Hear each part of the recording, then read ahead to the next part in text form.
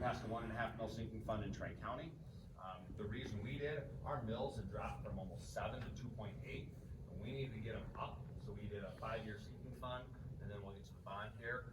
We actually combined that with our bond so we could get more dollars to do what we wanted to do at the central campus.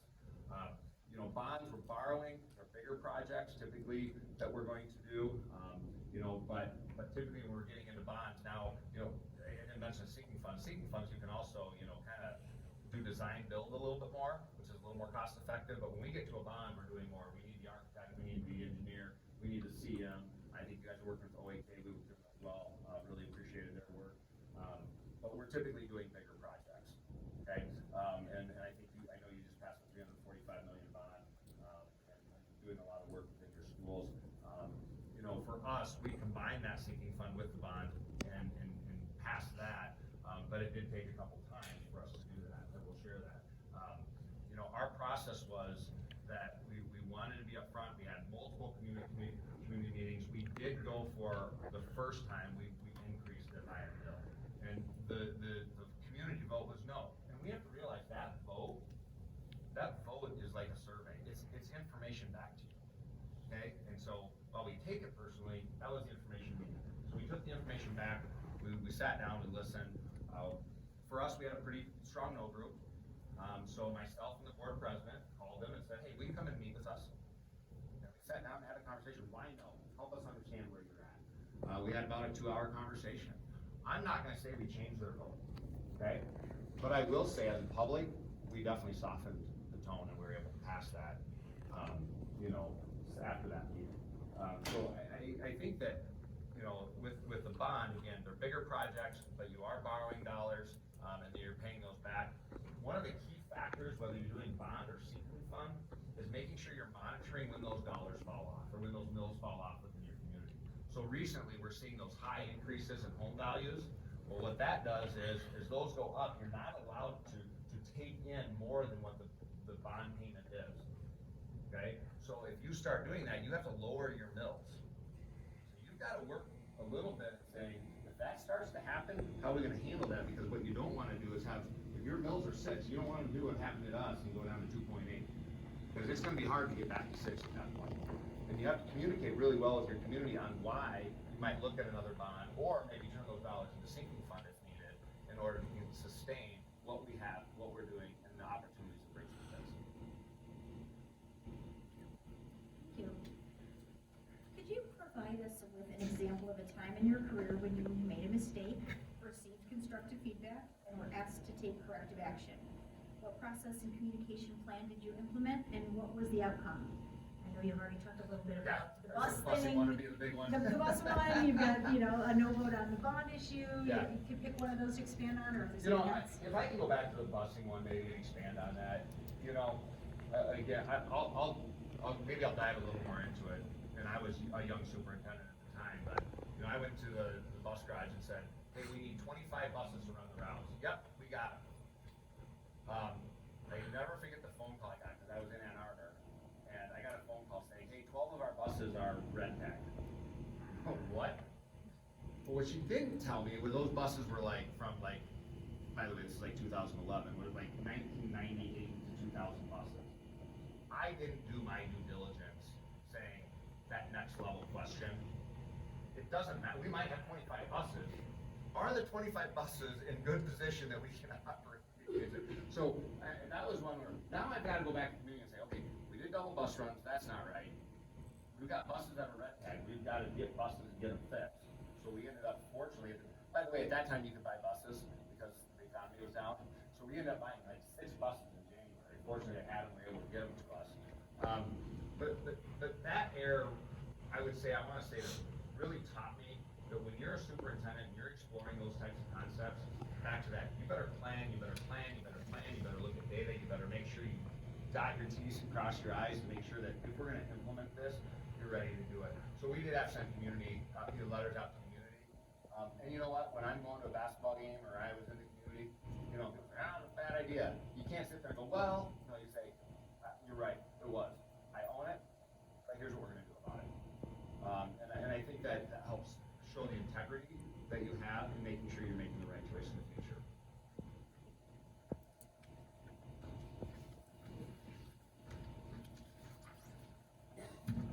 Another one for me. How would you evaluate, knowing what you know about Forest Hills, our climate and culture as it sits currently, and how does the superintendent help to improve the climate and culture of the district?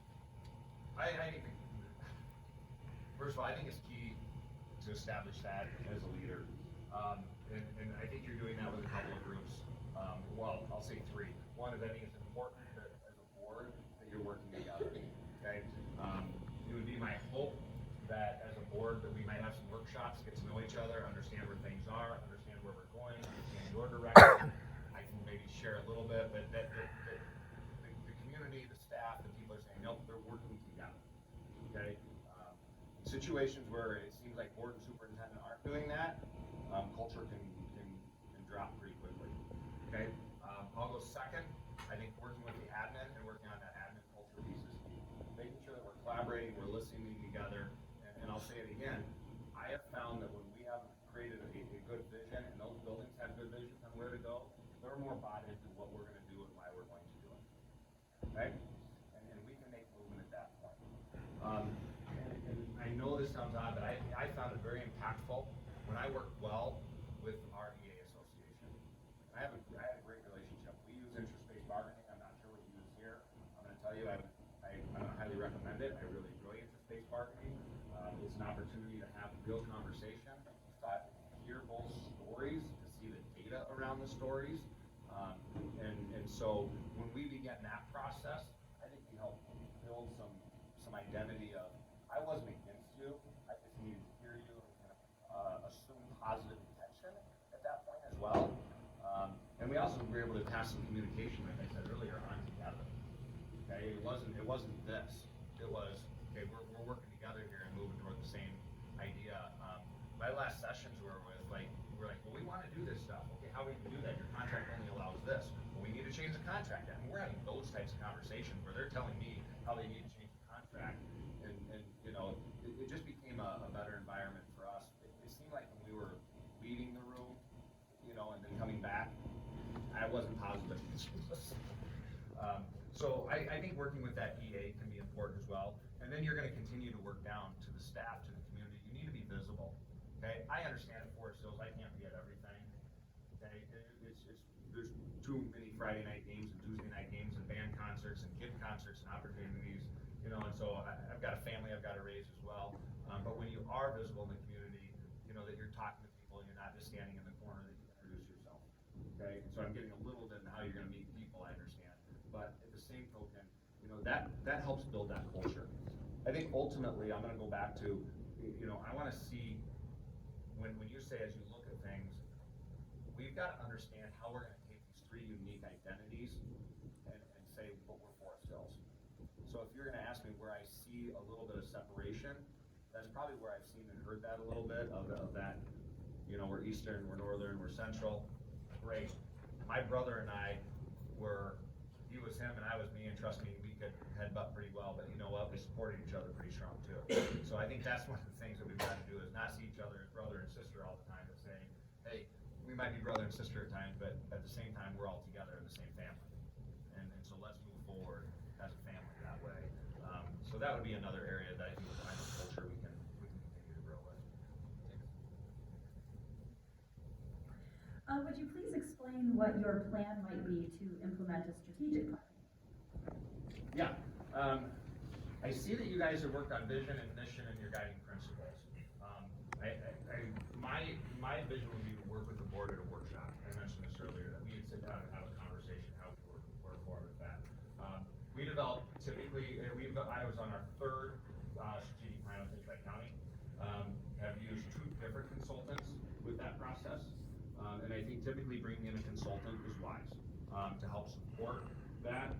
There are multiple companies that do that. My leadership, MASD, trying to think if there's another one that we're using in Greenville right now.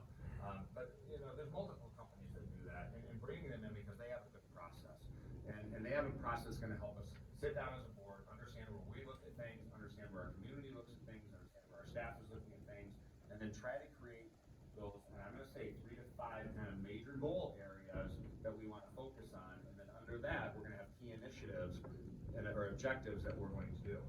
Now, I think one of the scary things when we talk about a strategic plan you know, the principal likes to go on and go, oh no, another thing. When we think about building a strategic plan, we've gotta be careful that it's not another thing for our staff and for our principals. It can't be more work, because they already have MICAs that are out there that they're working on, okay, which is their continuous improvement plan for their school improvement. How do we make sure that we align this from, this is the strategic plan, this is our vision, this is where we're going, and then it aligns down to each of the buildings so we can say we're all kind of moving in the same direction. By the way, go back to our question, that can help with culture and climate as well, because we now say, oh yeah, we're all moving and doing the same direction. My encouragement too would be, you know, looking at like a multi-tiered systems of support system, where we have the right teams in each building or as a district in our leadership team, that we're having conversation around the data to make sure we're moving in those directions, right? Multi-tiered systems of support is not just about, oh, let's help the bottom 25. It's great for that too, okay? But it also, those teams can be your key initiators within doing your strategic plan as well. Wonderful. I have a long question. Okay, now superintendents are often faced with the challenge of making decisions when there is no clear right answer and members of the community are split on the right path forward. Let's talk about a time when you were faced with a difficult decision where you knew there would be a group of people unhappy with your decision no matter what you chose to do. How did you go about making that decision and getting people on board with the direction you determined was best? Can we skip the COVID years? Or you wanna address it? Yeah, because those are being sent to us.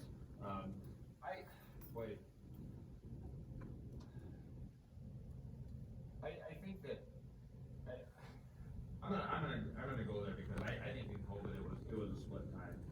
I mean, it was one of the toughest times as a superintendent, and I really hope my wife's shaking her head behind me. She had to be coming home every night. There were such different beliefs in that I knew when we made decisions that people were going to disagree with it, okay? And I knew that we had to handle that. So I would say two things. When we make those decisions, we're gonna have to communicate it well, and why we're making the decision. And this is an area that you're gonna have to be maybe more transparent. Remember I talked earlier about less transparent or more transparent? We're gonna be more transparent why we made the decision. I'm also gonna go back to, you know, as a superintendent, I want a cabinet that I can sit with that's gonna help me with that process and that decision-making conversation, okay? But that cabinet is not saying, well, you're the smartest person in the room, you figure it out, you know? You're getting the big bucks, you know, we need collaboration, we need conversation around it, what the impact's gonna be, how groups respond, so that we can pre-plan who we need to be and meet with and talk to about that, okay?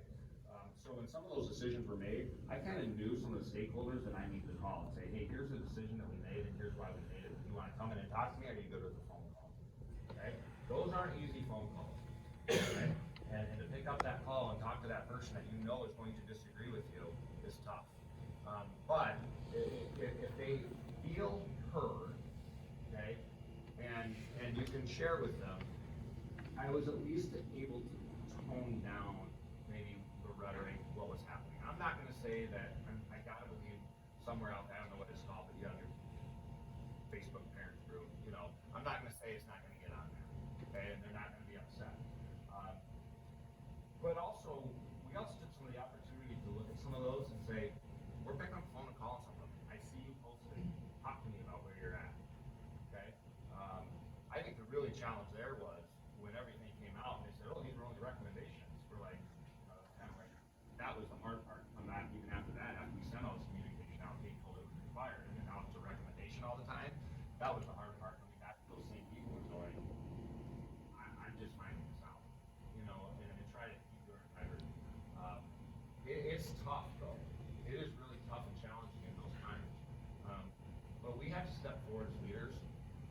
I'll use the common phrase. You've got to enter the stadium. You've got to be the man in the arena or the woman in the arena that's going to stand there and say, here's what we really want. How are you willing to step into that? It's tough. And that was very difficult times. Thank you. What is the biggest risk you have taken to do what's right for children?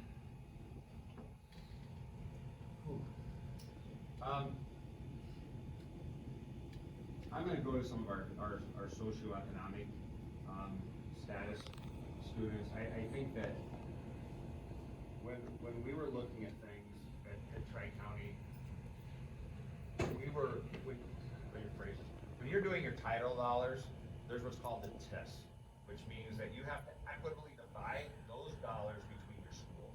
We had three elementary schools, and we had a middle school, okay?